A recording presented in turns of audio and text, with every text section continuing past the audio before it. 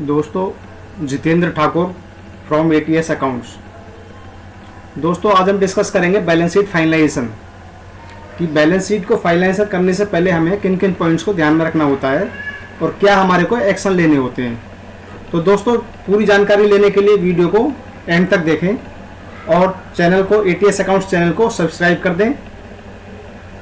और आगे हम चलते हैं बैलेंस शीट फाइनलाइजेशन के पॉइंट्स के ऊपर।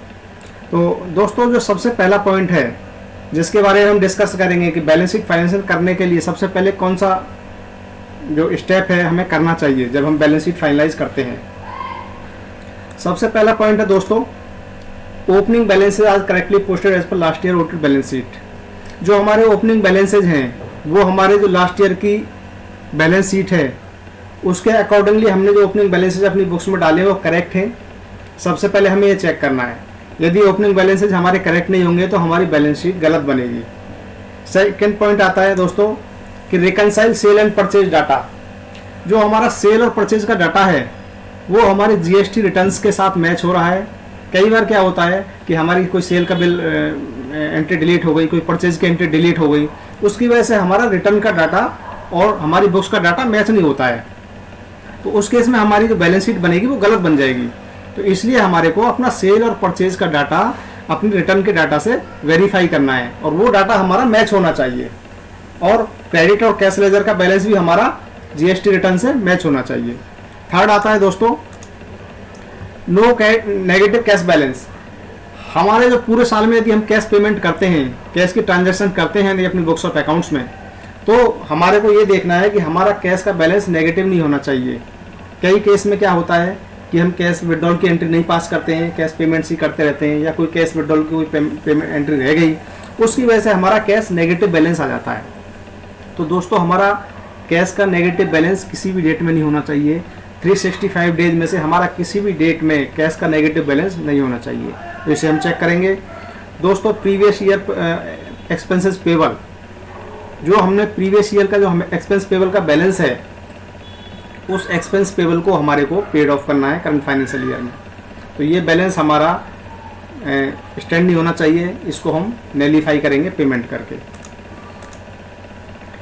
Check the entries of PF and ESI. दोस्तों, जो हम मंथली पीएफ एंड ईएसआई की पेमेंट्स करते हैं और जो पीएफ ईएसआई की एंट्रीज बुक्स में पास करते हैं वो हमारी जो हम मंथली रिटर्न फाइल करते हैं पीएफ और ईएसआई की, उससे हमारी मैच होनी चाहिए। कई केसेस में क्या होता है कि कोई पीएफ और ईएसआई की चालान की एंट्री रह गई जिसकी वजह से हमारा लेजर का बैलेंस भी सही नहीं होता है और हमारा जो टैक्स ऑडिट में जो रिपोर्ट जाती है वो भी सही नहीं जाएगी। तो हमारे को पीएफ ईएसआई का बैलेंस अपनी रिटर्न्स के साथ में मैच होना चाहिए। नेक्स्ट दोस्तों, प्रीपेड एक्सपेंसेज। जो हमारे प्रीपेड एक्सपेंसेज होते हैं, whether previous year prepaid expenses, last year का जो प्रीपेड एक्सपेंसेज होता है, सपोज करो 21-22 में जो प्रीपेड एक्सपेंसेज था, हमारे को 22-23 में उसको रेस्पेक्टिव एक्सपेंसेज हेड में बुक करना होता है। यदि हमने लास्ट ईयर में प्रीपेड एक्सपेंस इंश्योरेंस के लिए बुक किया था तो वो हमारा करंट मंथ के लिए एक्सपेंस होता है और उसको हमें करंट ईयर में उसको हमने एक्सपेंसेज में बुक करना है। दोस्तों, नेक्स्ट है प्रोविजन ऑफ ऑडिट फीस। दोस्तों, जब हम बैलेंस शीट फाइनलाइज कर रहे होते हैं तो हमारे को ये ध्यान रखना चाहिए कि जो हमारी ऑडिट फीस है उसकी एंट्री बुक्स में ज़रूर आनी चाहिए। कई केसेस में ऑडिट फीस की एंट्री रह जाती है, उस पर टीडीएस डिडक्शन रह जाता है जिससे कि हमारा ऑडिट फीस का एक्सपेंस डिसअलाउ हो जाता है।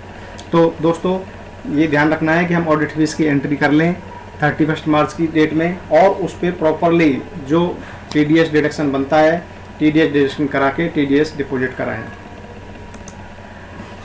दोस्तों, नेक्स्ट आता है टीडीएस एंड टीसीएस रिसीवल। दोस्तों, जो हमारी बुक्स में टीडीएस और टीसीएस रिसीवल होता है, टीडीएस रिसीवल मीन्स जिसने भी हमारे से टीडीएस डिडक्ट किया है वो हमारा टीडीएस और टीसीएस रिसीवल होता है। जिस कस्टमर ने भी हमारा टीसीएस काटा है या टीडीएस काटा है उसको हमारे को इनकम टैक्स की जब हम रिटर्न फाइल करते हैं तो हमारे को उसको रिफंड क्लेम करना होता है।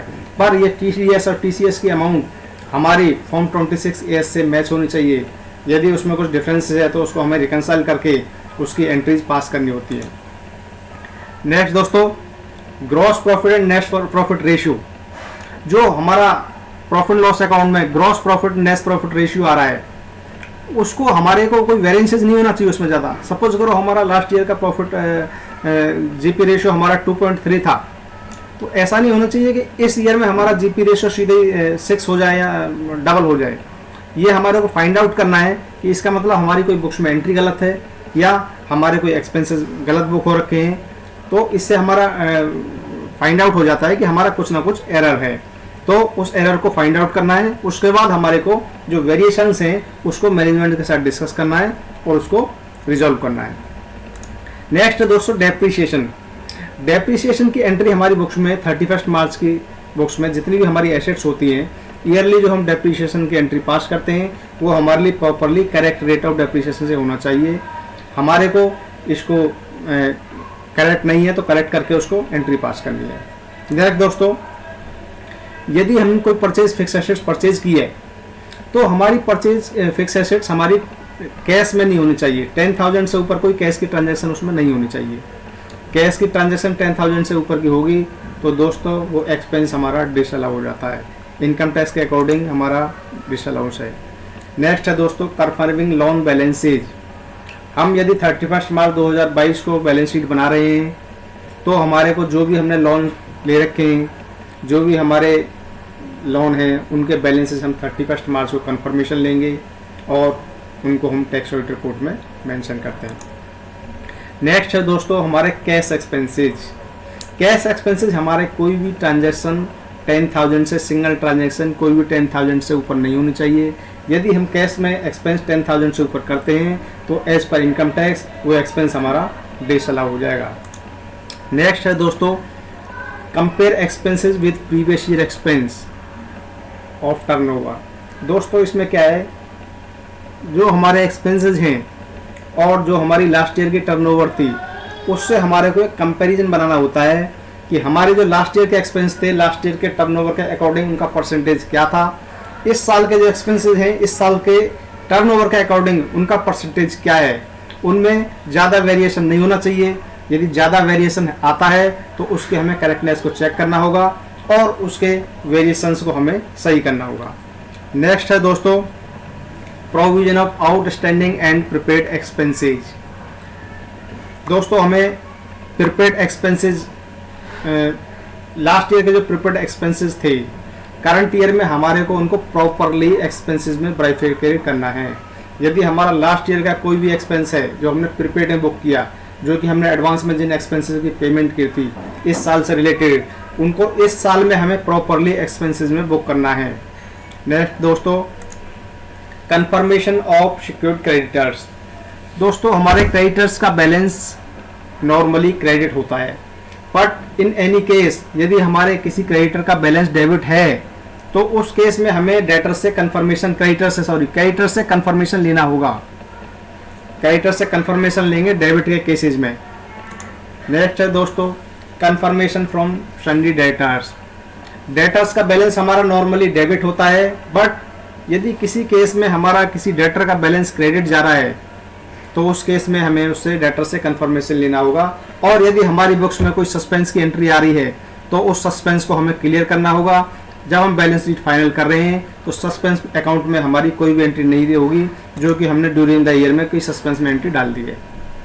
नेक्स्ट है दोस्तों कंफर्म टीडीएस।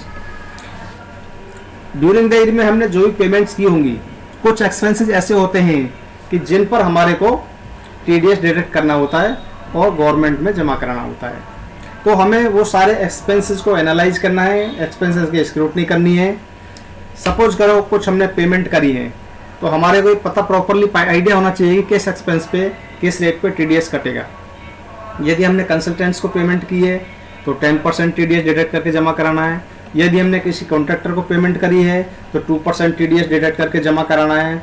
यदि हमने किसी रेंट की पेमेंट करी है तो 2% टीडीएस डिडक्ट करके, ये हमें प्रॉपरली हर सेक्शन का सेक्शन वाइज सारी हमें टीडीएस की डिडक्शंस करनी है और प्रॉपरली उस टीडीएस को हमने गवर्नमेंट अकाउंट में जमा कराना है और टीडीएस की रिटर्न फाइल करनी है। नेक्स्ट है दोस्तों check personal expenses directors are debit to the profit loss account. दोस्तों हमें एक चीज़ का भी ध्यान रखना है कि जो हमारे डायरेक्टर्स या ओनर से जो एक्सपेंसेस होते हैं, सपोज करो किसी डायरेक्टर का ट्रैवलिंग में कोई एक्सपेंस है या कोई उन्होंने कोई पर्सनल कोई एक्सपेंस किया, तो वो सभी एक्सपेंस हमारे ड्राइंग अकाउंट में बुक होंगे, ना कि हमारे बिजनेस के एक्सपेंस माने जाएंगे। तो ये ध्यान रखें, हमें ये बाइफर्केशन रखना है कि कौन सा एक्सपेंस हमारा बिजनेस से रिलेटेड है, कौन सा एक्सपेंस हमारा डायरेक्टर का पर्सनल एक्सपेंस है। डायरेक्ट का पर्सनल एक्सपेंस डायरेक्टर का उनके ड्राइंग अकाउंट में जाएगा, और जो बिजनेस का एक्सपेंस होगा वो हमारे बिजनेस का एक्सपेंस अकाउंट में बुक होगा। दोस्तों नेक्स्ट है, जो भी हमारे एक्सपेंस होते हैं मंथली एक्सपेंसेस, हमें ध्यान रखना है कि हमारे मंथली एक्सपेंसेस की सारी एंट्रियां हमारी बुक्स ऑफ अकाउंट्स में पास हो गई हों। ऐसा ना हो कि कोई मंथली एक्सपेंस का हमारा बिल रह गया है, तो हमें फाइंड आउट करना है, उसका एक रिपोर्ट बनानी है मंथली एक्सपेंसेस की, उसमें ऐसी कोई मंथ का एक्सपेंस बुक होना रह गया है तो उसको हमारे को मंथली एक्सपेंस को बुक करना है। दोस्तों provisions to be made on the accrual basis. दोस्तों ईयर एंड पे जब हम बैलेंस शीट बनाते हैं तो हमारे सारे एक्सपेंसेस एक्यूरल बेसिस पे हमारे बुक होने चाहिए, चाहे उस एक्सपेंस को हमने पेड किया है नहीं किया। जैसे मार्च मंथ की सैलरी को हम सैलरी पेबल में बुक कर लेते हैं, और भी यदि हमारे कोई एक्सपेंस हैं, सपोज करो कोई न्यूज़पेपर्स का बिल आना है, नहीं आया है, तो उसको हम एक्यूरल बेसिस पे अपनी बुक्स ऑफ अकाउंट्स में उनके प्रोविज़न बुक कर लेंगे, और प्रोविज़न बुक करने के बाद में नेक्स्ट ईयर में हम उनको पे करेंगे। तो दोस्तों उम्मीद है ये वीडियो आपको पसंद आई होगी, और वीडियो को सब्सक्राइब, लाइक एंड शेयर करना ना भूलें। Jitendra Thakur from ATS accounts. धन्यवाद दोस्तों आज के लिए।